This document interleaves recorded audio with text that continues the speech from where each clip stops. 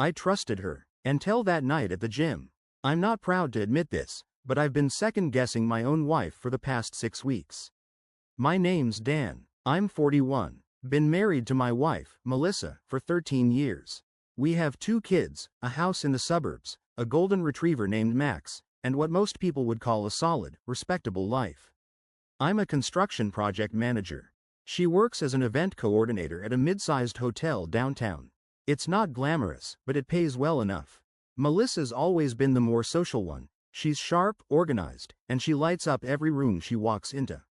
That's what I loved about her. Still do, maybe. I don't know anymore. It started with small stuff. That's how it always starts, right? The first thing I noticed was the gym bag. Melissa hadn't gone to the gym in over a year. Then one morning she's up early, slipping on leggings and tying her shoes before the sun even comes up. Said she wanted to feel healthy again. I thought, good for her. I didn't question it. I'm not that guy. But then it became every other day.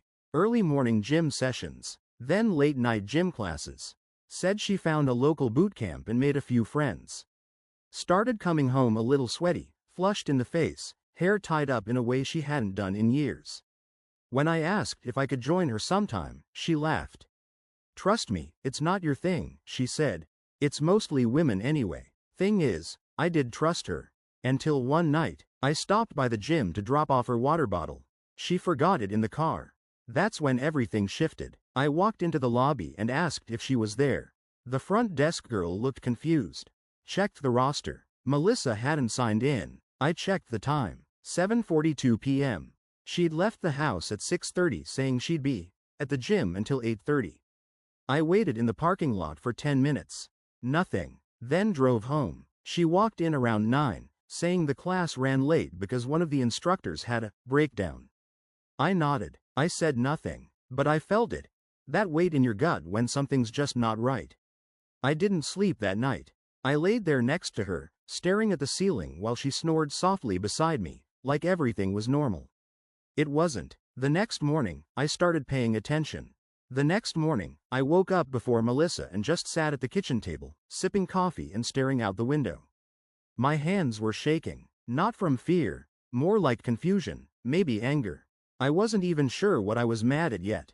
Maybe just the feeling of being played. I told myself I wouldn't turn into one of those paranoid husbands. But I also wasn't going to ignore my gut. That night at the gym stuck with me. It wasn't the lie that hit me hardest, it was how casually she told it. Like it meant nothing, like I was too dumb to question it. 2 days later, she said she was meeting a friend for dinner, girls' night. Same story she'd told 100 times before. Normally I wouldn't think twice. But I did. While she was in the shower, I glanced at her phone on the nightstand. I wasn't proud of it. We'd never gone through each other's phones before, not even once. But something told me to look. Just to see if her friend Ashley had texted her about dinner. She hadn't, but someone else had. At the top of the message list, Nathan S. I didn't recognize the name right away. The preview showed one message. Let me know if tonight's still on. Same spot? I'll grab the booth. Booth? My heart pounded. I tapped it. It asked for a passcode. She had locked it. That was new. Melissa had never locked her phone. I used to grab it to cue music when we cooked dinner or to answer a quick text from her mom. She always said she didn't have anything to hide. But now she did. I googled the number from the preview. It didn't take long. The search brought up a LinkedIn profile. Nathan Stein. Personal trainer. Recently relocated from Arizona. That's when it hit me. Nathan. Melissa had mentioned a Nathan once, months ago, in passing. Can you believe Nathan moved back here? Ran into him at the store. High school boyfriend. Total blast from the past. At the time, it didn't seem like anything. Just a weird coincidence. I didn't even ask more questions.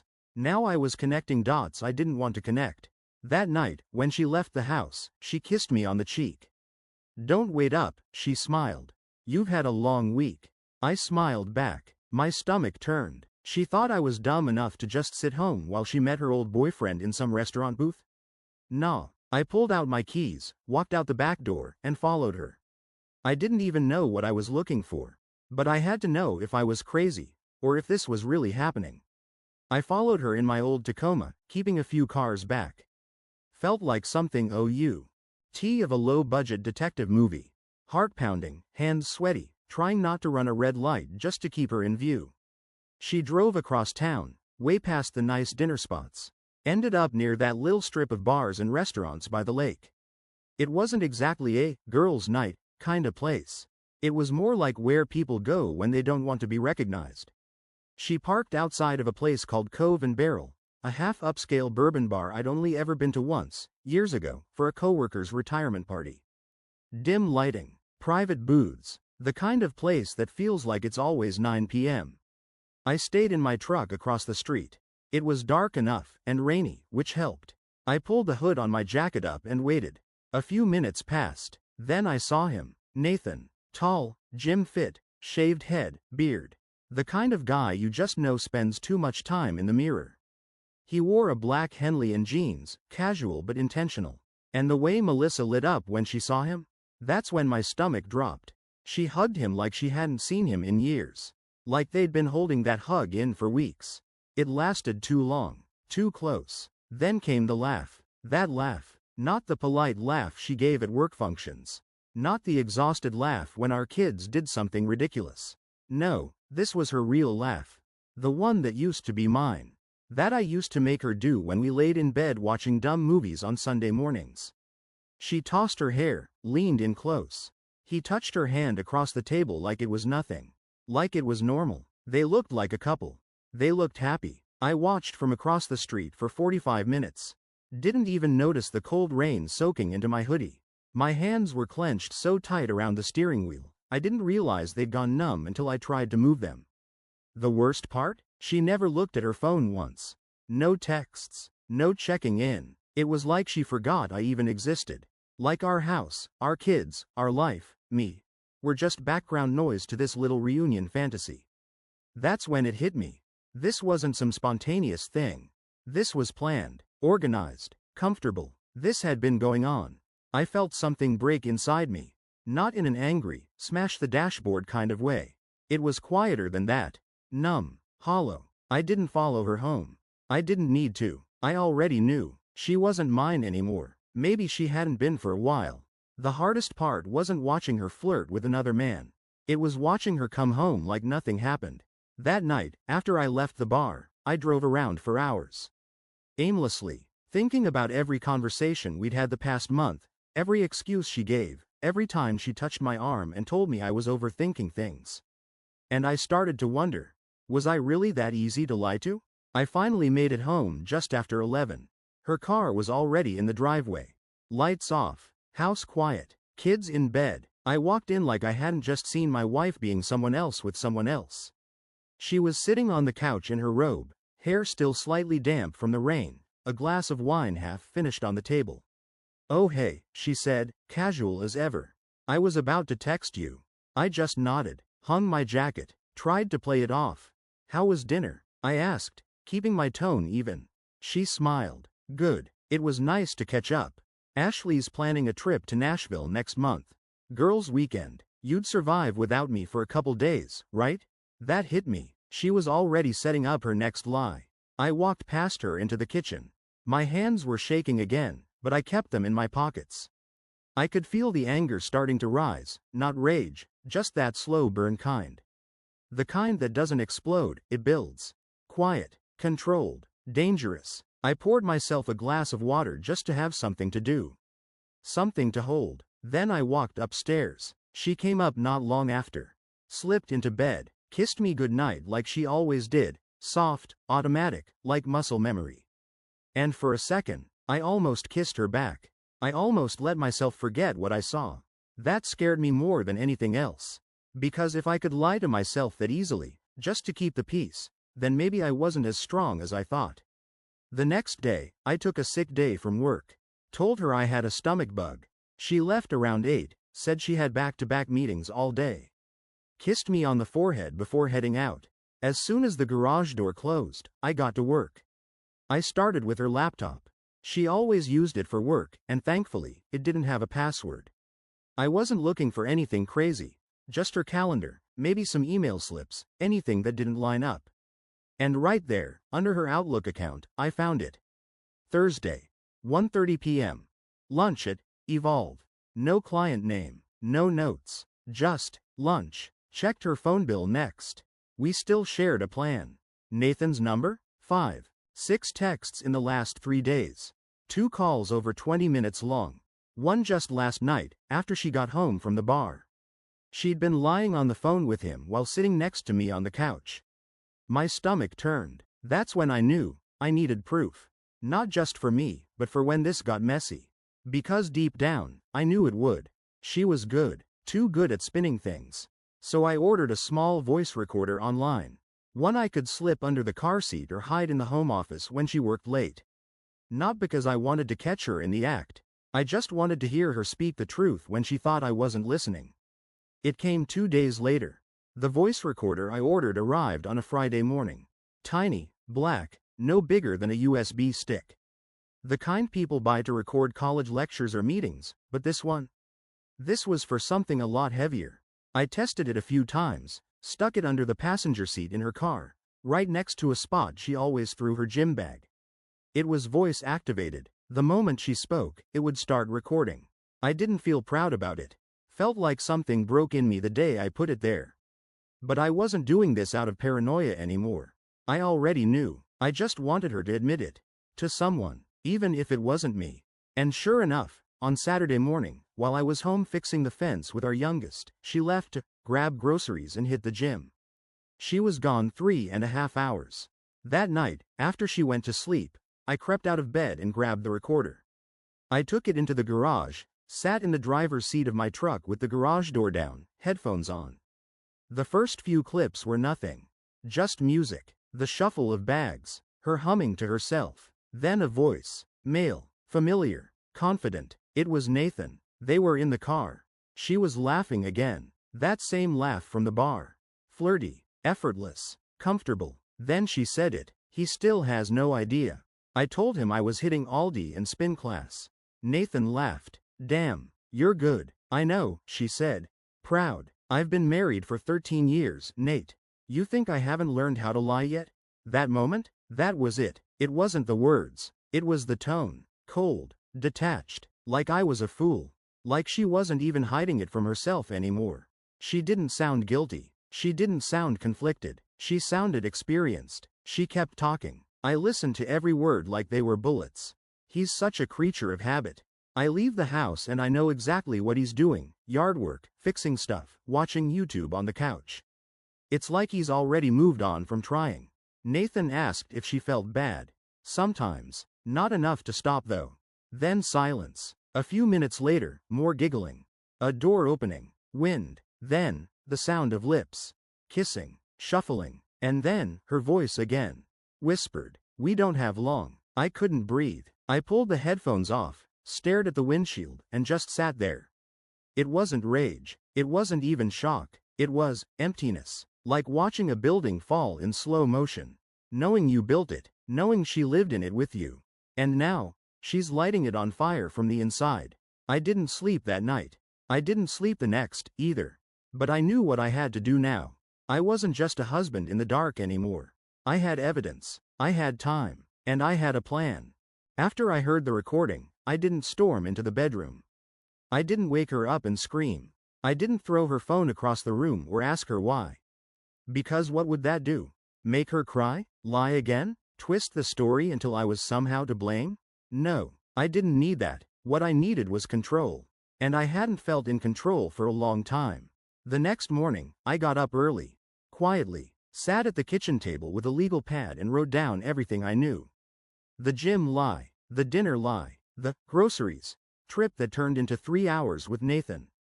The voice recording, the phone bill, the messages I'd seen. Then I made a second list.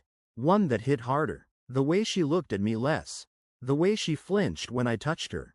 The absence in her voice when she said, I love you. The way she smiled at her phone more than she ever smiled at me. I stared at that second list for a long time. This wasn't about sex. This wasn't about Nathan. This was about us. Or what was left of us. That day, while Melissa was out running errands, I made 2 phone calls.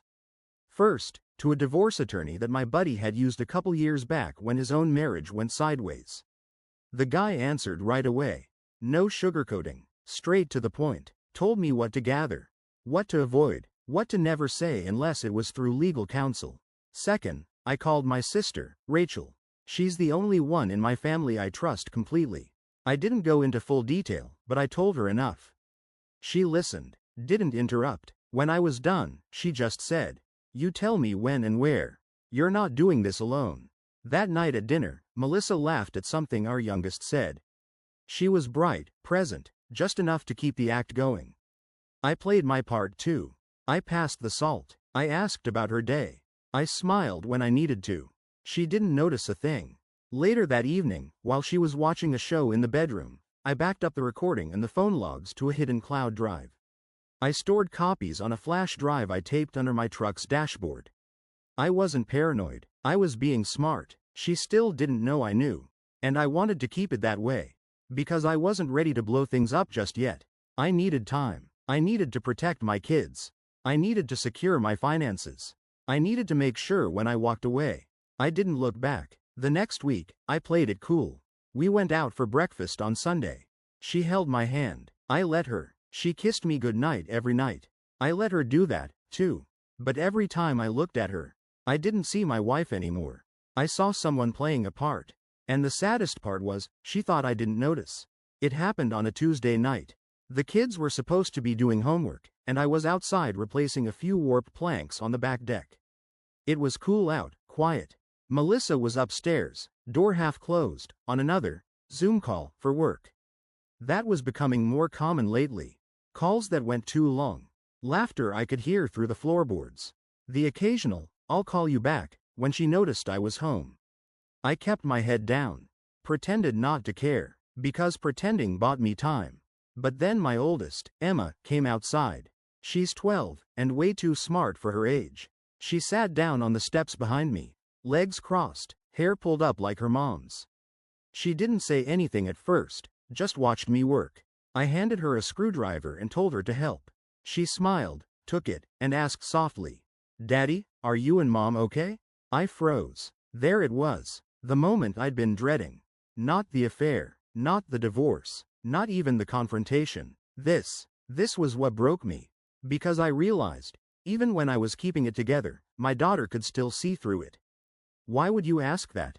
I said, trying to sound calm. "I don't know," she shrugged. "You just seem sad.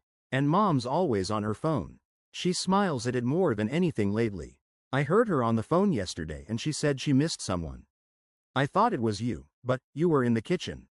I didn't know what to say. I swallowed hard. My hands were trembling around the drill, and I had to put it down before I stripped the screw. I turned to her. "Emma, things are just a little weird right now. Grown-up stuff. But you don't have to worry about that, okay?" "I'm not worried," she said. "I just don't want to wake up one day and find out one of you moved out without saying goodbye." She said it so matter-of-factly. Not even sad. Just resigned. And that's what killed me. Because I realized she'd already considered it. Our daughter, just barely a teenager, had already imagined what it would be like to see this family fall apart. I wanted to cry. I wanted to scream. I wanted to tell her everything. That I was doing all of this to protect her. That her mom wasn't who she thought she was.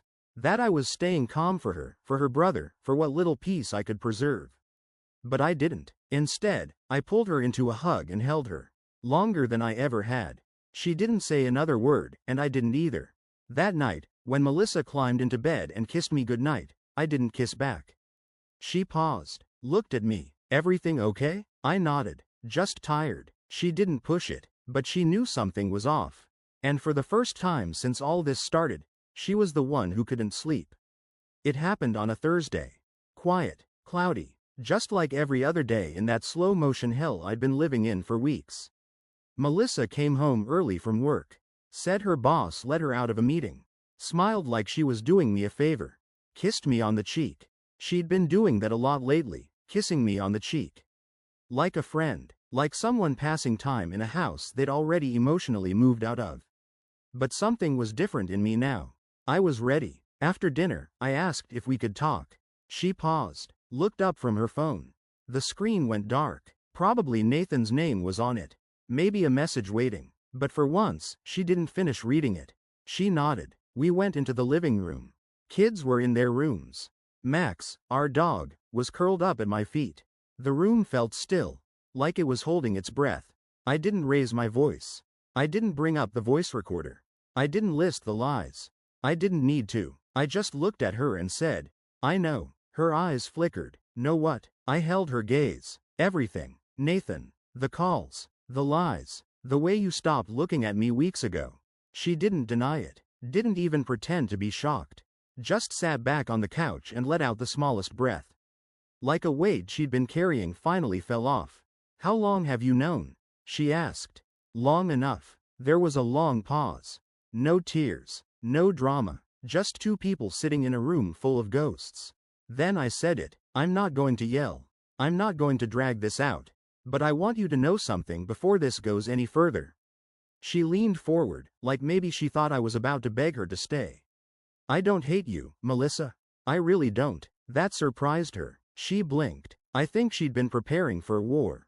A meltdown. Maybe even some guilt to hold on to. But I didn't give her that. I just can't live like this anymore. Pretending I'm not being lied to. Watching you smile at your phone like it means more than what we built. I deserve better than that. And I think, deep down, you know it too. She looked away. For the first time, she was the one without words. I told her I'd already spoken to a lawyer. That I wanted things to be clean, for the kids, for our own sanity. We didn't need to destroy each other.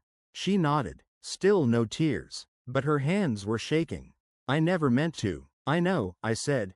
But you did. And that was enough. We told the kids the following weekend. Said it was mutual. Said we still cared about each other. Said all the right things. But Emma looked at me and I could see in her eyes, she already knew. Kids always do. It's been 4 months since that night. The divorce is in progress. I got the house. She moved into a condo across town. We're splitting custody, and honestly, the kids are handling it better than I thought.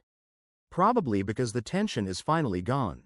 I'm rebuilding. Slowly. Quietly. I started running again. Started sleeping through the night. I don't flinch when my phone buzzes. I don't study her tone or analyze her words. Because I don't have to. I'm free. Not happy. Not yet. But free. And sometimes, that's enough.